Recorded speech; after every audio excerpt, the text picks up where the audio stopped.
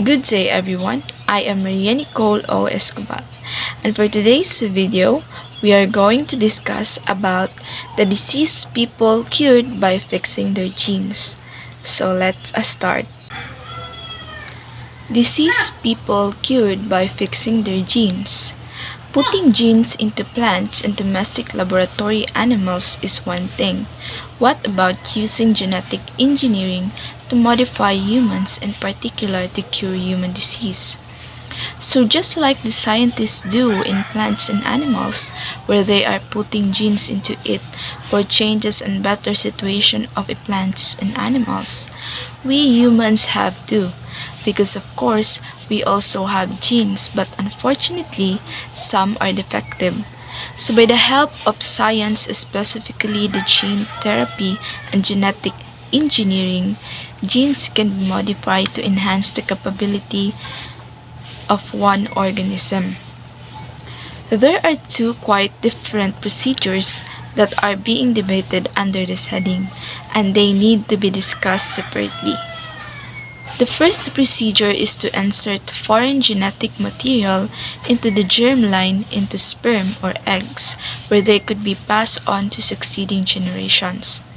Germline gene therapy involves introducing a new gene into sperm or egg cells, which allows the introduced changes to be heritable and therefore pass on to another generations or to the next generations. Germline therapy is less common and more technically and ethically challenging because of the ability of therapeutic effects to be passed. So let's go back about what is gene therapy. It is a technique that modifies a person's genes to treat or cure disease. The second procedure is to use genetic engineering to insert foreign genes into somatic cells into any cells except sperm or eggs and their progenitors in an effort to correct some genetic defect. So that is using genetic engineering. Some questions may arise like, does the process work? Will it yield a better quality of life for the treated individual? Were the patient's parents or guardians given informed consent? Treating human genetic disease by purposely changing the genes that are passed on to succeeding generations seems potentially dangerous and ethically unsound. It is dangerous precisely because of the problems brought up at the very beginning. There is a great possibility of some great interaction between the introduced gene and the remainder of the genome. The consequences of this ignorance fall into succeeding generations on innocent children or fetuses. On the other hand, if the genetic engineer and the physician make a mistake in somatic therapy, the person who suffers is the patient who should have been apprised of dangers before the therapy was begun. The role of genes in heredity. Genes are the basic unit of heredity, passing information from parents to offspring that determines physical and biological traits. That is the role of genes in heredity, because without the genes, we don't have heredity, or we can't inherit any traits and characteristics from genes. The heredity information is contained or within the genes located in the chromosomes of each cell. An inherited trait can be determined by one or by many genes, and a single gene can influence more than one trait. A human cell contains many thousands of different genes in the nucleus. Heredity factors known as genes are thought to exist as discrete portions known as loci of chromosomes. The term discrete refers to the concept that genes are always located at the same point or locus on a chromosome. So the locus is the location of a chromosome in a gene.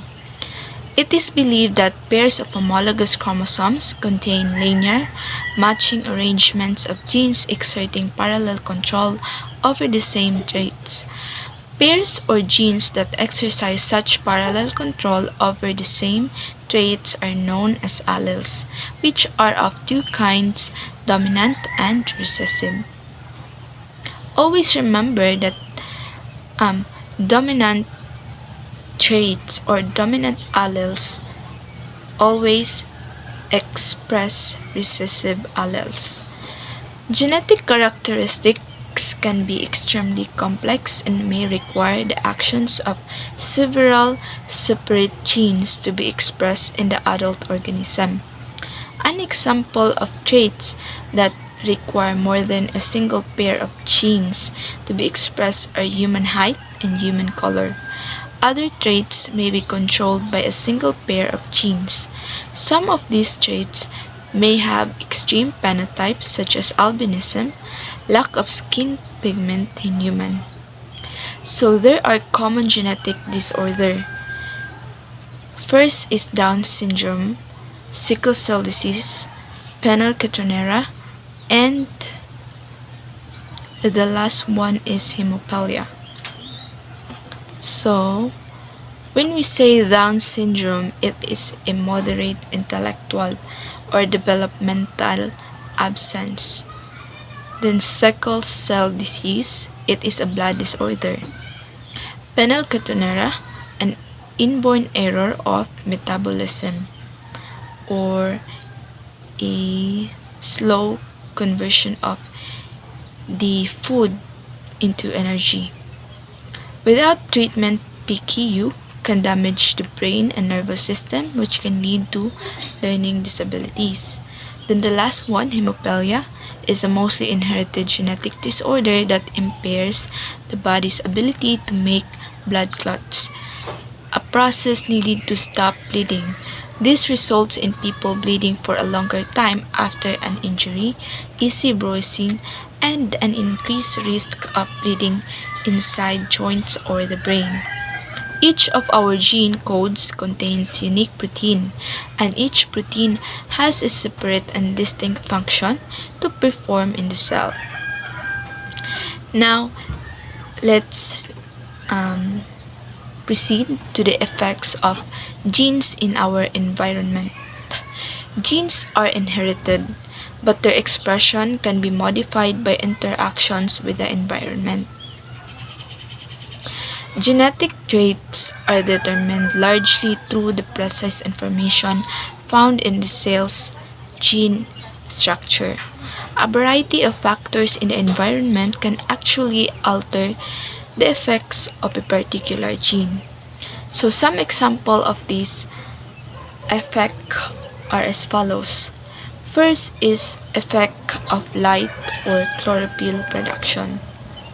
Although most plants have the genetic ability to produce chlorophyll, they will do this only in the presence of light. Without light, these plants produce only a light yellow pigment and therefore appear pale and sickly until they are exposed to sunlight. After a few days of exposure to sunlight, the chlorophyll production mechanism is enabled and green color returns. The more light a plant is exposed to, the less chlorophyll will be synthesized. Prolonged exposure to low light levels or no light prevents a plant from synthesizing enough chlorophyll. Exposure to light intensity has no effect on the synthesis of chlorophyll, only on how much photosynthesis can be carried out. Next is effect of temperature on hair color in the Himalayan hair. In their native Arctic environment, Himalayan hares have white body hair with black hair on their extremities. However, when raised in warm climates, they are entirely white. On further study, scientists shave off some hair from the hare's back, normally white, and strap on ice pack into the bear's skin. This experimental condition showed the hare's hair grow back black, including the role of environmental temperature in the production of hair color in these species. For example, the color of the Himalayan rabbit's hair is temperature sensitive. When the weather is warm, the color of the hair is always white, and when it is cold, the hair in some tissues, including the nose, ears, feet, and tail, is dark. Each strand of DNA in the chromosomes has the potential to provide the complete chemical code for the manufacture of at least one complete protein. These proteins are highly specific and they result in the expression of some specific trait or portion of a trait in the living cell and consequently in the organism of which they are part. Yes, that's correct. Each strand of DNA in chromosomes contains genes, which are specific sequences of nucleotides that code for the synthesis of proteins. Proteins are made up of amino acids, and their sequence is determined by the sequence of nucleotides in the DNA. These proteins play crucial roles in various biological functions, including the expression of traits in an organism. When a gene is expressed, the DNA sequence is transcribed into messenger RNA, which is then translated into a protein. The specific protein produced can affect an organism's traits such as eye color, blood type, or even the ability to metabolize certain substances. Proteins are highly specialized molecules, and the particular structure of each protein determines its function. Therefore, the DNA sequence acts as a blueprint for the production of proteins that are critical to an organism's development, functioning, and overall phenotype. That's all for my report, and I hope you learn something today. Thank you.